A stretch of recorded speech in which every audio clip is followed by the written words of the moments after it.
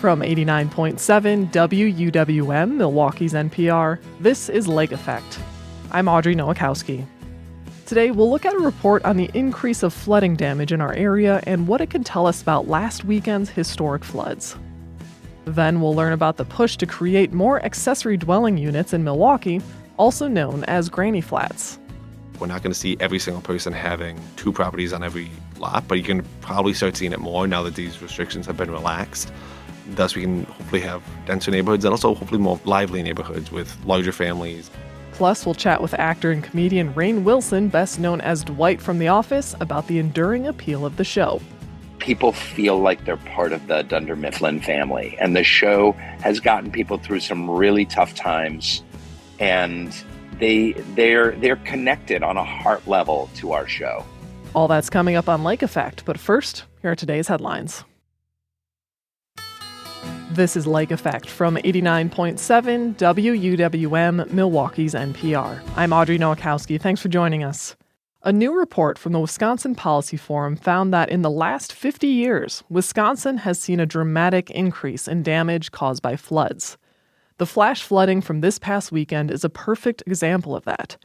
Thousands of homes and businesses suffered damage as water rushed into basements, leaving residents with unusable home appliances and destroyed belongings.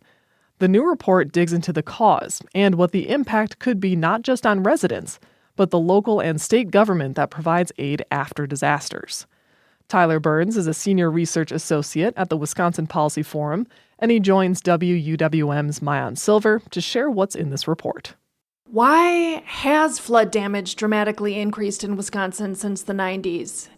Yeah, so there's a couple of reasons. The first is increasing rainfall intensity. As the climate's warmed, we've seen more frequent what's called extreme rain events, right? And these are rain events where, like we had this weekend, you get 3, 4, 5, 6, in some cases 10 inches of rain over a short period of time. And so as those happen, that's when you get massive flood damage. And the data we looked at was flood damage claims to flood insurance. So this is FEMA authorized flood insurance.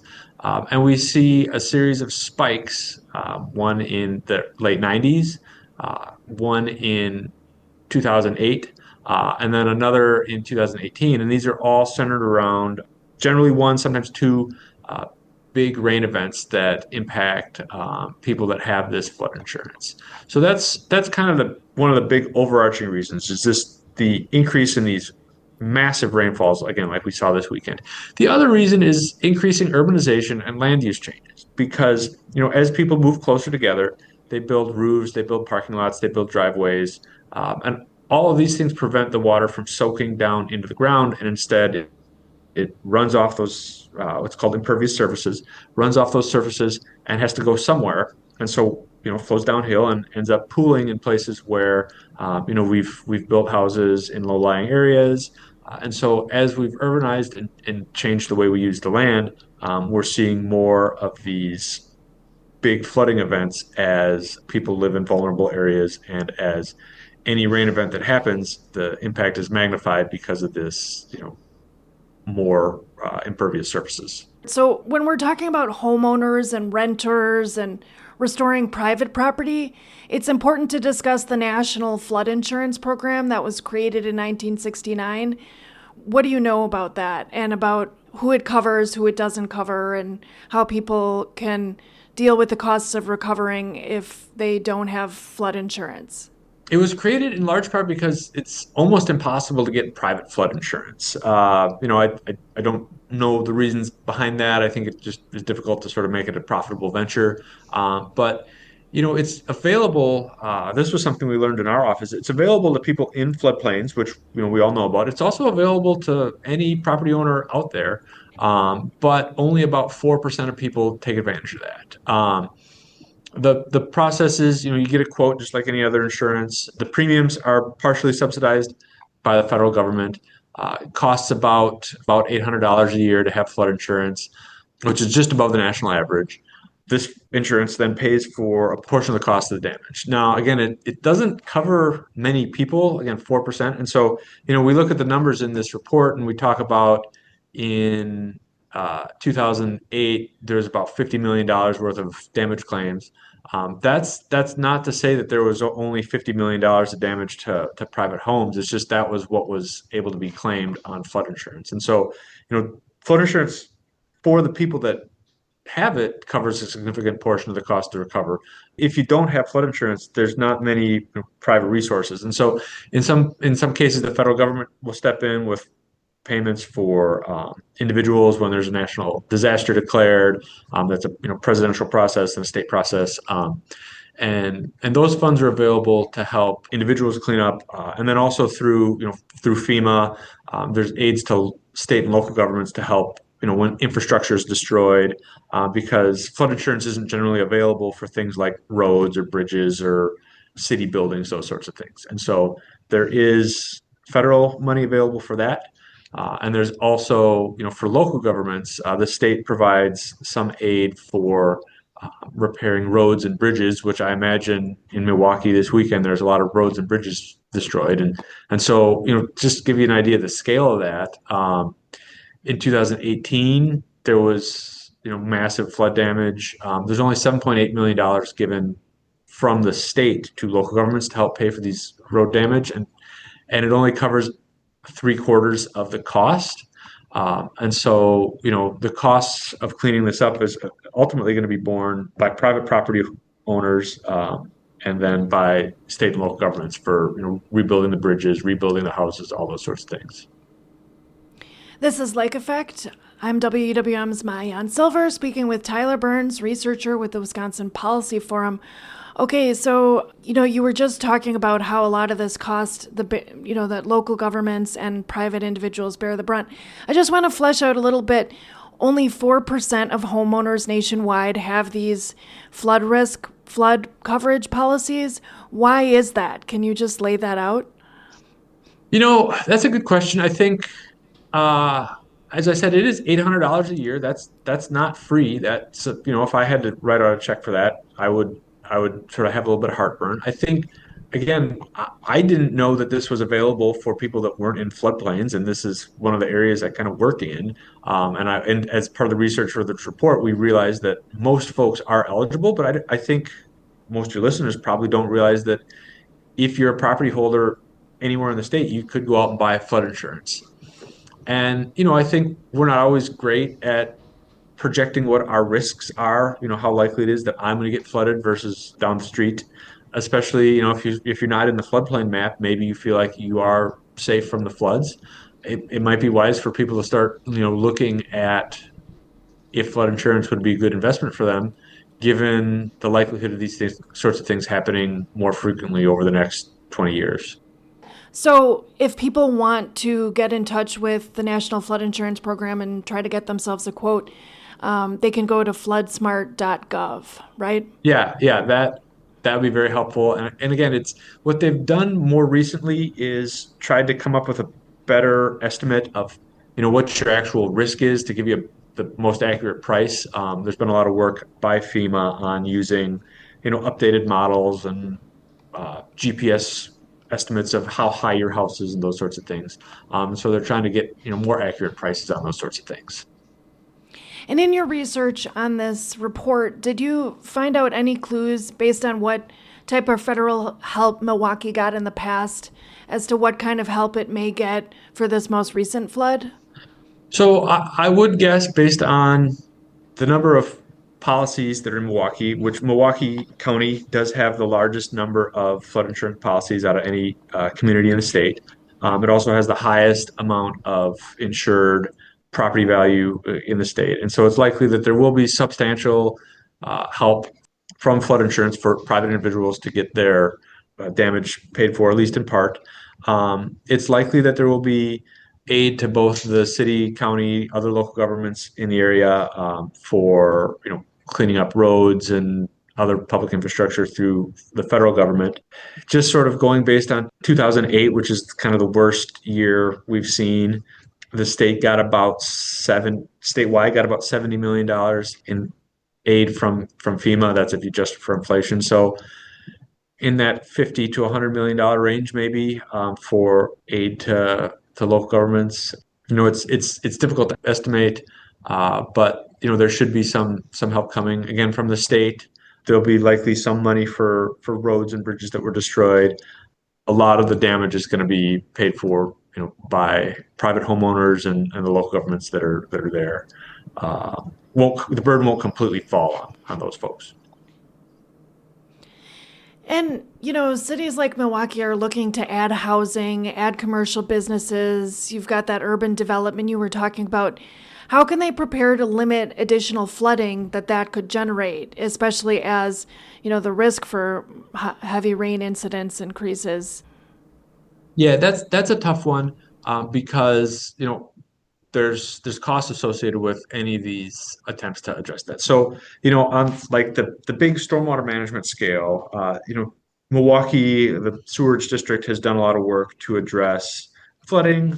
They've built concrete infrastructure, pipes and reservoirs and the deep tunnel and all these sorts of massive pieces of infrastructure to manage where that water goes. They've also done a lot of work on what's an emerging field called more green infrastructure, and that's purchasing land upstream so that instead of when rain falls on that land, instead of running off and flowing into the Milwaukee River and raising the Milwaukee River level, that rain infiltrates where it falls. And so there's that aspect of the green infrastructure, and then there's stuff more within the city and county where the goal is to get the water to infiltrate or at least to stay. If it's going to flood, it'll flood. Pulaski Park's a good example where they increased the stormwater retention in Pulaski Park. The sewerage district and the county worked together on that, and that water stayed in Pulaski Park, which the park is an important place. But if it's in the park, it's not necessarily in your front yard, in your basement, in your living room. And so on that side, there's sort of you can build things, you can do what you can do with green infrastructure to slow the flow of the water. The other option that local governments have is, you can impose stricter limitations on how much water has to stay on a development, but that often comes with associated costs. You can also, say we are not going to allow any more development in a certain area, with the understanding that preventing that development will, keep the water from running off. But housing prices are going higher and higher. People are, we need more housing and development. And so there's a trade-off there where the stricter the limitations are on where you can develop or what you have to do when you develop, the costs of development go up. And so, again, it's a balancing act because local governments and local leaders and community members, there's different priorities. And so, they often require trade-offs. Well, so local governments do have some tools to help limit the impacts of these floods. Is there anything that makes you the most optimistic after looking at all this data and all this history of these events? Yeah, I think, one thing that makes me optimistic is we're starting to see that, these things are going to happen pretty frequently, and so we should prepare for them. The collaboration between the sewerage district and the parks, we did a whole report on that potential for collaboration and potential for expanding collaboration. And I think, that's a place where if the two entities can work together to both slow stormwater down and improve the park system, that's a really positive place to do that work. I know it can be difficult to collaborate between governments sometimes, and again, there's trade-offs, but working on both, public investment in these pieces of green infrastructure can help and can do so at a cost that's, likely less than building another deep tunnel type project. And so that sort of thing makes me optimistic. The predictability and the willingness to look for creative solutions to address this problem. Again, we know it's a problem, and so once you know something's a problem, you can start working to address it. And on that note, individually, you'd expect that we'd get a higher percentage of homeowners and renters getting flood insurance since the awareness is higher now in Milwaukee, right? Yeah, that might not be a bad idea. I don't know that we saw a jump in homeowner flood insurance in the late 90s. But again, maybe as these things kind of keep happening, that might not be a bad idea. Well, there's a lot to learn from this. And Tyler Burns, researcher with Wisconsin Policy Forum, thank you so much for speaking to us about the flooding. Yeah, thanks for having me on. Tyler Burns is a senior research associate at the Wisconsin Policy Forum. He spoke with WUWM's Mayan Silver. Are you feeling a little helpless after the floods that impacted our area? You can help your Milwaukee neighbors by donating money or food or volunteering. Feeding America Eastern Wisconsin reported that 10 of its food pantries were damaged by the floods and now need to recoup their supplies. You can donate money online at feedingamericawi.org. You can also donate shelf-stable foods or household cleaning items. The Red Cross opened shelters for people whose homes were flood damaged. The Red Cross is training volunteers in the Milwaukee area as shelter workers, translators, and caseworkers. You can fill out the application on the Red Cross website. And if you have any questions about the flooding, WUWM is here to help you get the answers. Submit your questions at WUWM.com, and we'll tailor our coverage to your needs.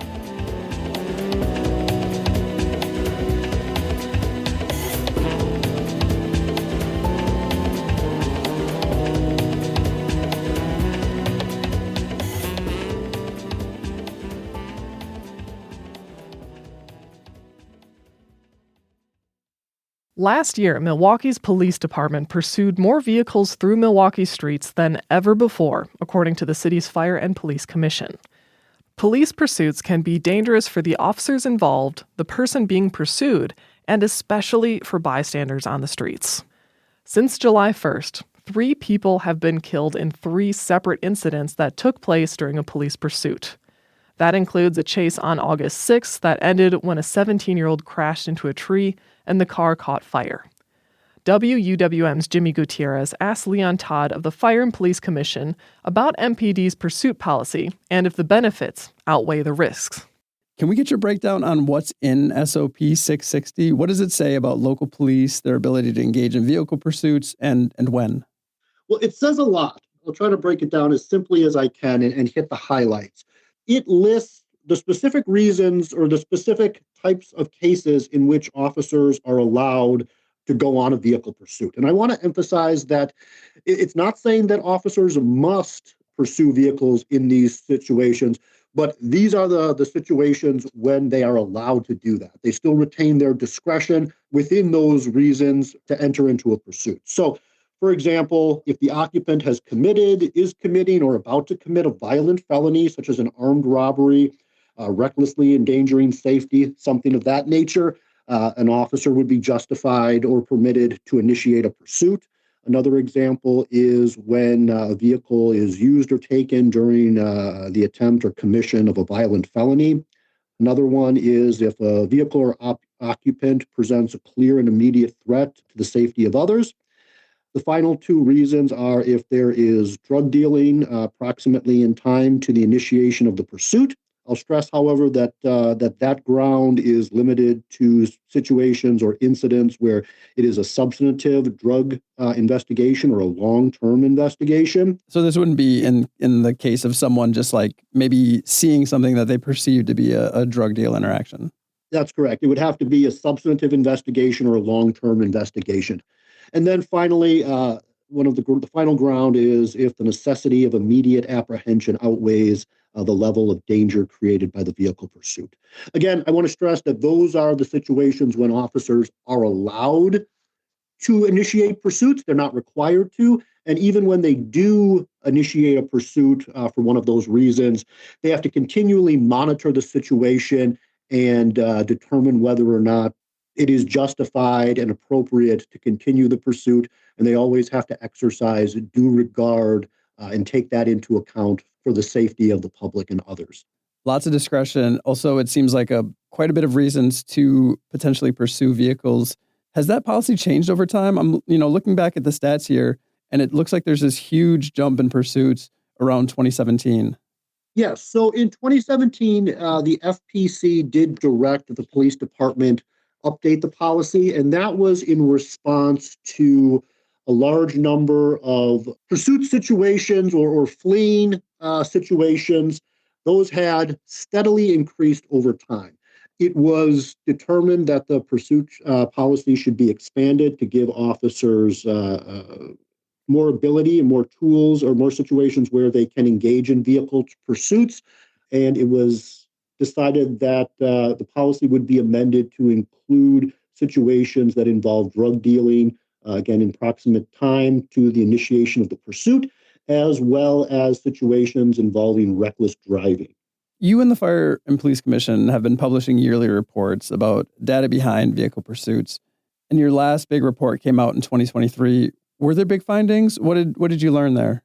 Well, I think, like you showed, it does indicate that there was a substantial increase in the number of pursuits in 2017. It went up to 900, I think, either in 2018, after the policy was changed. But I would also note that the number of non-pursuits also has gone down dramatically. So I think the policy has worked as designed. I think that under the old policy, it had become, unfortunately, somewhat common knowledge that police would not pursue in certain situations, and various people would take advantage of that. That was the aim of the policy, to allow police to pursue individuals so that they couldn't flee with impunity. So the data is saying that we have both more pursuits than ever before and also more fleeing from vehicles as well.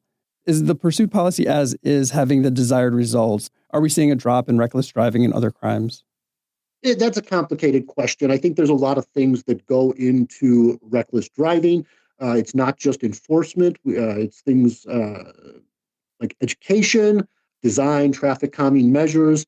Those are the three components that really need to be pressed in combination in order to combat reckless driving. I think on the enforcement side of things, it is important that officers be able to pursue when appropriate and when safe to do so, but that has to obviously be balanced with the need to ensure public safety. Obviously, vehicle pursuits can be dangerous. They can result in accidents and injury. So we want pursuits when appropriate, when we're talking about situations involving violent felonies, other situations that present a clear danger to the public, which outweighs the potential danger that would be created by a pursuit. The other thing I would note is, from the FPC's perspective, as you noted, we've done the vehicle pursuit annually, with some exceptions, annually for some time now. That report really looks at the data and gives a bird's eye view of the data and trends and things of that nature. In 2024, we did something new. We wanted to take a little bit of a deeper look at how the practice is working on the ground. So we did a vehicle pursuit audit. So our auditors at the FPC took a random sample of vehicle pursuits. They reviewed the police reports, the body cam and squad cam videos for that to assess whether or not MPD in practice was complying with their policy. We saw that in over 98% of cases that were reviewed, the initiation of the vehicle pursuit was justified under SOP 660. In over 90% of the cases, MPD officers terminated pursuit as required by the SOP. There's a number of other findings in there as well, but our auditors did substantively review that random sample of vehicle pursuits, made several recommendations both for individual cases and then on a more policy-wide basis. So one of the significant recommendations that we made is that MPD should create a vehicle pursuit committee similar to the use of force committee that they already have, which meets quarterly.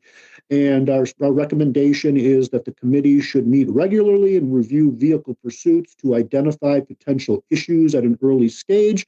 The committee can help identify members for the early intervention program, policy reminders, remedial training, and training examples that they can use in service and other trainings. And my understanding is that MPD is receptive to those recommendations and are already working on implementing them. In 2017, it sounds like FPC had quite a bit to say in recommending what happens to the pursuit policy. And I know things have changed with the FPC and Act 12 and some of these foundational changes to the commission. What kind of power does the Fire and Police Commission have to shape this policy? Quite a bit. I think obviously we don't have, or the commission does not have the direct power anymore to approve or change standard operating procedures. But like I just shared, we can do audits, we can do reviews of policy, make recommendations, both through audits and policy recommendations.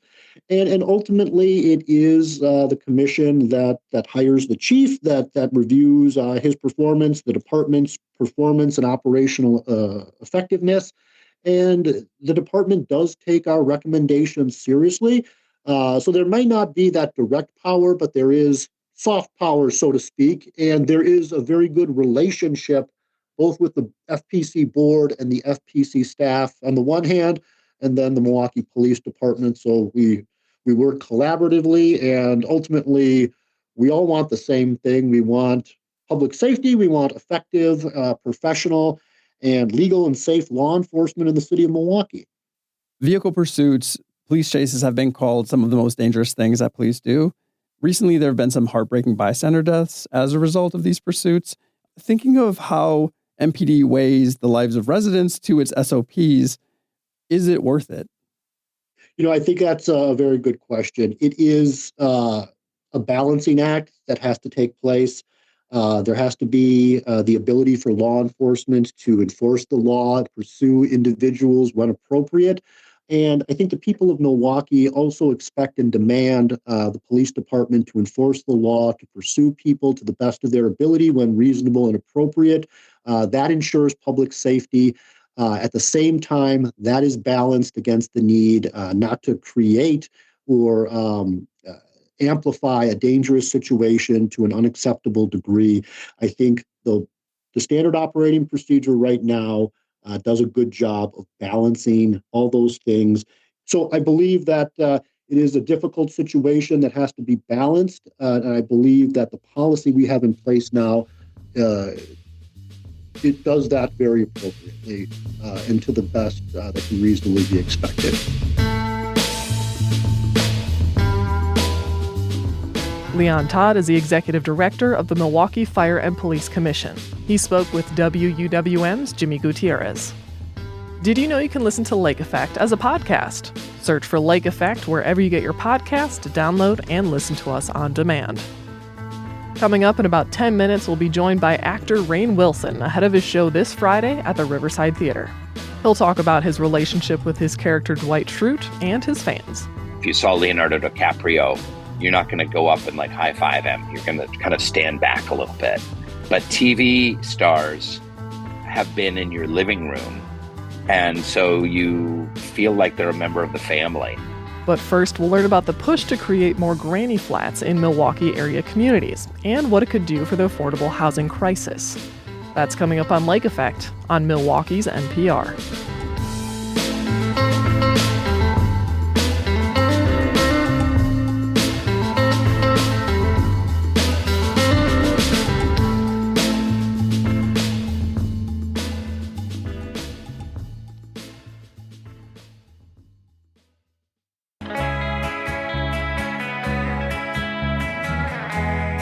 You're listening to Lake Effect on 89.7 WUWM. I'm Audrey Nowakowski. The Milwaukee area is in need of a lot more affordable housing. The shortfall has had many proposed solutions, including rezoning initiatives and incentivizing the building of new affordable apartments. Now, some communities are focusing on another solution, so-called granny flats, or accessory dwelling units. These are separate homes built on a single lot that can help increase density in a neighborhood. Journalist Adam Rogan wrote about these initiatives in this month's Milwaukee magazine, and he joins Lake Effect's Joy Powers to share more. These kinds of units go by many different names. They're called carriage houses. Sometimes they're called Polish flats, granny flats, but they do share common characteristics. How would you describe these homes? So yeah, these homes, which are most technically referred to as accessory dwelling units, in this context are basically when you have a second home on the same lot that is separate from a main house. So you have a house, it's a main house on the lot, and then in the backyard or perhaps in the front yard or a side yard, you'll have a smaller house that oftentimes is lived in by a renter or perhaps a grandparent or a kid who's in the process of moving out who might be 1920s, kind of generally how it's seen. Plenty of people use them for an adult who may not be able to live on their own or can live on their own but might need some extra help. So you can keep an eye on them. That's one of the people I actually talked to for this piece, was hoping to use what she's turned into a carriage house for her father-in-law so that he could live with them very close by, have dinner with the family every night, but then still have his own place. Sure. So it does seem like traditionally the terms like granny flats were used in part because they often did house family members. It certainly brings an impression, but it is also very correct for how a lot of people use them, yes. Sure. But now it seems as though they're used in a variety of ways. Mm-hmm. Zoning restrictions had for a bit made it basically impossible to build these kinds of homes for about maybe 2 decades. What was the rationale behind that? There was, for some reason, and I can never really get a straight answer to this because most people thought it was a bad law, in 2002, the city of Milwaukee basically passed a ban on building accessory dwelling units. You could still put a second unit in your home, for example, turning a single-family home into a duplex, but you could not build a second one on a property. And the city has been slowly moving and now has moved to allow ADUs once again. And the city of Milwaukee and a lot of suburbs, especially Wauwatosa, want to encourage this kind of development because it can bring in more population density, which increases the tax base without building apartments, which tend to bring a lot of NIMBYs who want to oppose it. And a lot of city leaders don't like approving that kind of development, especially in the suburbs. And so they want to bring in these other options, whether it's keeping families together. The Metcalf Park neighbors built up an ADU property for the purpose of keeping a family together in 2 different houses but on the same lot. But then at the same time, there's also opportunity for renters or for young professionals to have their own place that is separate from an apartment, maybe able to stay in it for a longer term, and perhaps on the way toward owning a home, which is most people's goal. Mm. Now, you mentioned there are often a lot of property owners in areas that might be against things like apartment complexes. Of course, we're dealing with an affordable housing crisis of sorts here in the Milwaukee area. What do these kinds of ADUs offer that is substantially different from an apartment and make them more attractive for some neighborhoods? I will say, generally speaking, living next to an apartment will oftentimes decrease or at least prevent growth in a property's value, whereas an ADU tends to actually help the neighboring properties. It shows vibrancy in the area, especially when it is maintained. So having more ADUs on a neighborhood street tends to not look overcrowded in the same way that apartments tend to make a place feel. There's nothing wrong with living in an apartment, nothing wrong with living in a home or an ADU, but there tends to be a little bit less of that pushback. I can say that one of the people I spoke to for this piece, Sam Leischling from the city of Milwaukee, said, I'm going to read the quote here, "I wouldn't say ADUs are the solution to Milwaukee's overall housing needs, but they are a piece to the puzzle." And that's what a lot of people I spoke to for this piece see it as. We're not going to see ADUs filling in every single block. We're not going to see every single person having 2 properties on every lot, but you're going to probably start seeing it more now that these restrictions have been relaxed. Thus, we can hopefully have denser neighborhoods and also hopefully more lively neighborhoods with larger families and more welcoming to people across the age spectrum, young adults and families and older individuals. Sure. As you mentioned, we are likely to see more of these homes, but right now we aren't seeing maybe quite the explosion that some may have expected of the at least requests to build these kinds of homes. What are some impediments to creating granny flats in the Milwaukee area? I'm glad you brought that up, Joy. The city of Wauwatosa was offering up to $25,000 forgiveness loans for people to build ADUs. And as of July, when I wrote this piece, and I haven't heard about it since, no one had taken them up on it insofar as there wasn't an interest. And also $25,000 for a project that is almost certainly going to cost more than 6 figures isn't necessarily going to help turn a profit anytime soon, especially because if you're even going to rent it out, you got to invest years of consistent rent for that to pull off, and that's ignoring all the added costs. And the city still has some restrictions in place that some developers are trying to push back on. For example, one developer I spoke with, Melanie Peterson, spoke about she wants to build a property with 2 houses on the same lot and then 2 ADUs out back. It'd basically be 3 different structures with the 2 ADUs connected and then the 2 houses themselves. And then she wanted to have 2 water lines going to the houses, and then from the houses they'd kind of have just sublines going back to the ADUs out back. And the city has a rule saying you must have 1 line per house. So she would have to do 4, and that is incredibly expensive. And she's saying, why do I have to do this when there's ways to shut it off? There's a leak and there's nobody living there. And this is kind of making it cost prohibitive because it's tens of thousands of dollars more, but the city's kind of held its line on it. And so this is still an ongoing battle. I think we're going to keep hearing about it, especially as the city moves forward with its long-term housing plans as a way to fit in. But it certainly also isn't going to be something that's happening abruptly overnight, as you mentioned.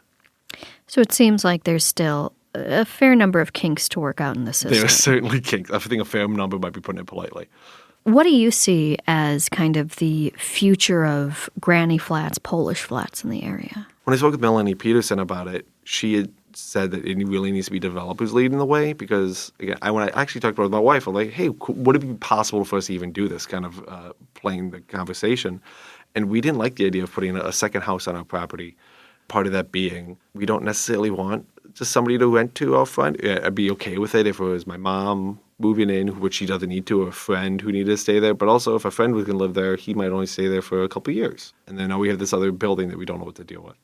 With Melanie, she's trying to be very intentional with building this quite dense lot of having really room for 4 different families to live in technically. And then she's hoping, and a lot of other city leaders are hoping, to have a few of these examples, which then entices other people who are maybe building a home on their own or developers who own property to say, oh, we can do this and put in more density, and it will not be particularly more expensive for the investment. And then we can sell it to somebody who can then either rent it out or do something else with it. There's still kinks to work out. Airbnbs, do we want to let that happen in an ADU? It's a question of do you want that here? Sure. Well, Adam, thank you so much for joining us here on Lake Effect. Thank you, Joy.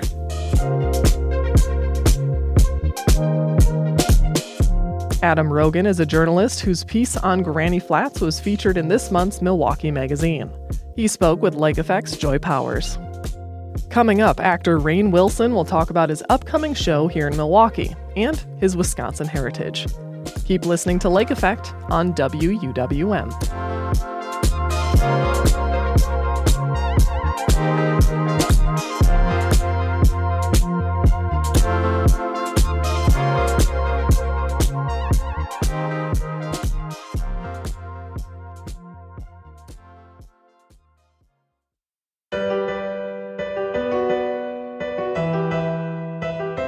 This is Lake Effect on 89.7 WUWM. I'm Audrey Nowakowski.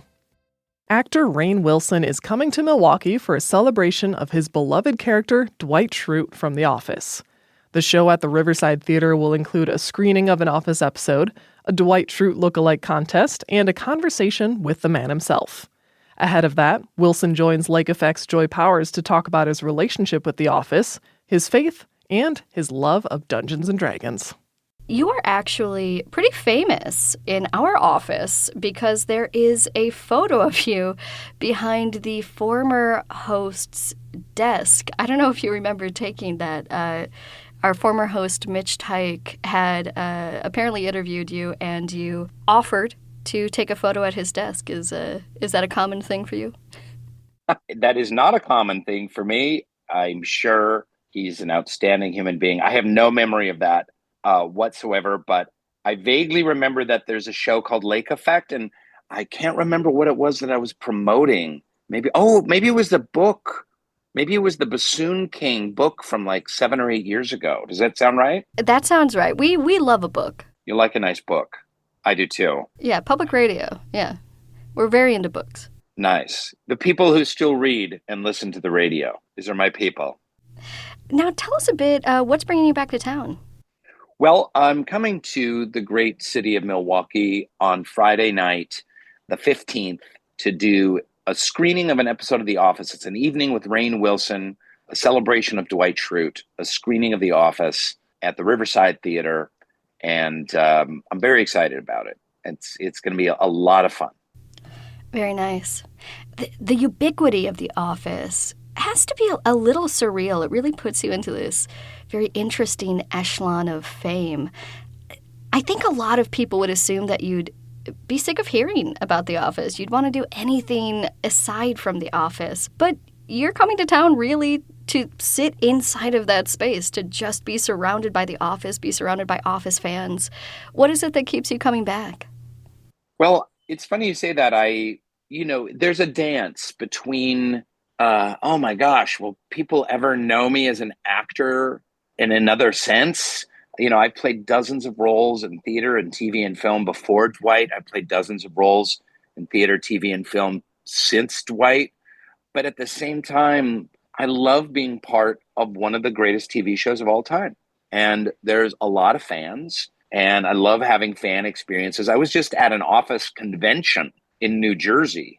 Thousands of people showed up to meet Office cast, see episodes, kind of interactive trivia games and whatnot. And it was so much fun. So, I love both of those things. I hope that people get to know Rainn Wilson, a little bit more of what I'm doing as an actor, as a writer, as a podcaster. But at the same time, I'm super grateful for the role of Dwight. I mean, it's made me money. It bought me a house. It's opened up so many doors to me. I'll always be forever grateful. When you meet people, out in the wild, how do you find they respond to you? Because I would guess that people feel like they know you. Yeah, they always say that movie stars people don't approach because they're kind of larger than life. Like if you saw Leonardo DiCaprio, you're not going to go up and like high five him. You're going to kind of stand back a little bit. But TV stars have been in your living room, and so you feel like they're a member of the family. And I think there's a truth to that. And nowadays, a lot of people are watching The Office on their iPads, their laptops, their phones even. So there is a deeply personal relationship with the characters. But beyond that, this show, unlike some other comedies, I mean, there's other great comedies. Let's take 30 Rock. I don't mean to diss 30 Rock. It's a great TV comedy. But I don't think that people have the kind of interpersonal, emotional relationship with 30 Rock the way that they do with The Office. There's something about The Office that people feel like they're part of the Dunder Mifflin family. And the show has gotten people through some really tough times. And they're connected on a heart level to our show in a really unique way. Now, as part of your show, you in fact are encouraging people to dress up like you, essentially. They're dressing up as Dwight Schrute. What is it like being surrounded by a group of people attempting to look like you? That must be very odd. Yes, you are going to see me on stage with about 30 or 40 other Dwight Schrutes, and it's going to kind of blow your mind if you're able to come to the Riverside Theater. Yeah, it's pretty incredible, and some of them are quite young. It's always interesting to see like the 8-year-old that spent all week putting the costume together, and some of them are quite convincing. So it's amazing. So don't be fooled. But don't be fooled. So I crowdsourced for questions among people I know, and one of the big things people were really interested in knowing about you is your relationship with your faith, your relationship to your Baha'i faith. As you may know, the Milwaukee area has quite a number of Baha'i folks. We're not that far from the temple down in Illinois. How do you feel your faith helps you navigate the world? Wow, that's a great and deep and probing question. And here I am on NPR. Yay! Yeah, so my faith journey is a really important part of my human journey and my human story. I was raised a member of the Baha'i faith by kind of bohemian parents, and I left it for a super long time. And kind of my journey back to faith, I chronicle in one of my books, The Bassoon King, that's kind of a comedic memoir of my life. And for me, my faith is just interwoven with who I am, which might sound strange coming from a guy who's been on a sitcom, who's best known as a sitcom actor. But it's helped me through a lot of mental health struggles. It helps me kind of focus who I am and why I'm alive. Why do I have consciousness? And it helps me also focus on service to others and trying to make the world a better place and create unity. So it's been a real rudder for me to lean on over my adult life. We're living in a really interesting moment, I think. Regardless of your beliefs about the world, I think anybody looking at what's happening around us will say, well, it's certainly interesting. Do you find yourself leaning on your faith in ways you may not have expected or have done before? Yeah, I mean, one of the things that we talk a lot about on the Soul Boom podcast is kind of what we call spiritual tools for modern living. The mental health crisis is so catastrophic for young people these days. And I guess I never really saw that connection between someone's spiritual life and practice and anxiety and depression and loneliness. But for me, and I think an increasing amount of young people are finding kind of spiritual tools to get by in the modern world. That's not something I would have necessarily been thinking about 20 years ago. You will be returning to Wisconsin very soon. I'm from a small town in Wisconsin, Lake Geneva, Wisconsin, which oddly has a relationship to your life, I learned, because you played Dungeons and Dragons, which my neighbor growing up created. Gary Gygax, a long time ago in Lake Geneva, created Dungeons and Dragons. I'm curious to know what your relationship with the game is, because it feels like such a... I don't want to say it's a kind of a spiritual game, but it is a very much of a journey game, which I think is interesting. Well, first of all, this is my favorite question of all time. Thank you very much for that. I grew up playing Dungeons and Dragons. And in fact, my other Wisconsin connection is my mom was born in Weyauwego, Wisconsin. It's a town so small, most Wisconsiners don't know anything about it. But I grew up playing Dungeons and Dragons. I played it from age 11 through 16. I've come back as an adult several times and played it. I would love to play it more, but I don't really like playing it online so much. I'd like to play it in person, and it's hard to find people to play with. Doesn't that sound sad? But yeah, Gary Gygax was he was our hero, man. He's the original, he's the original George R.R. Martin, the world builder. It was the legend of the Monster Manual and the Dungeon Master's Guide back in the 70s. I practically memorized those books, those tomes.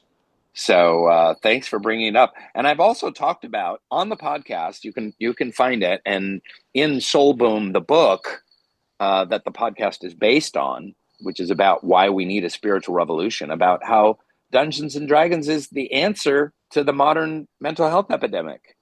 First of all, you're together with people in a room. You have a common sense of purpose. You're helping each other out. You're using your imagination.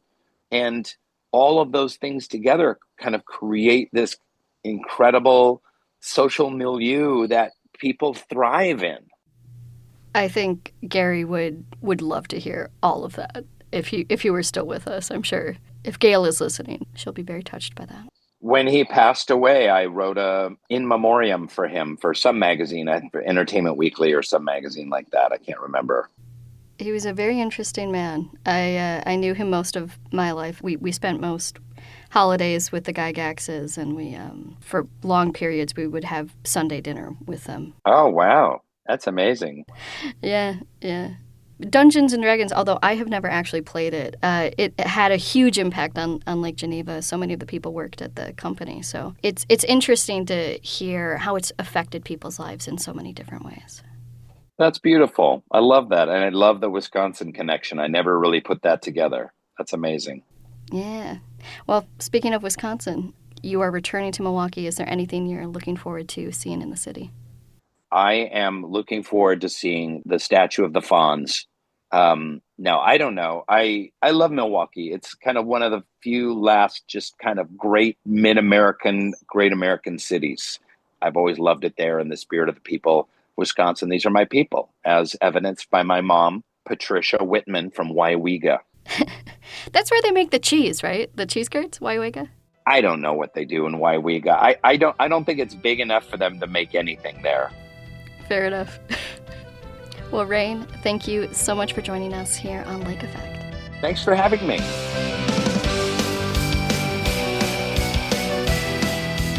Rainn Wilson is a podcaster, writer, and actor best known for his role as Dwight Schrute on The Office. Wilson spoke with Lake Effect's Joy Powers ahead of his show at the Riverside Theater this Friday.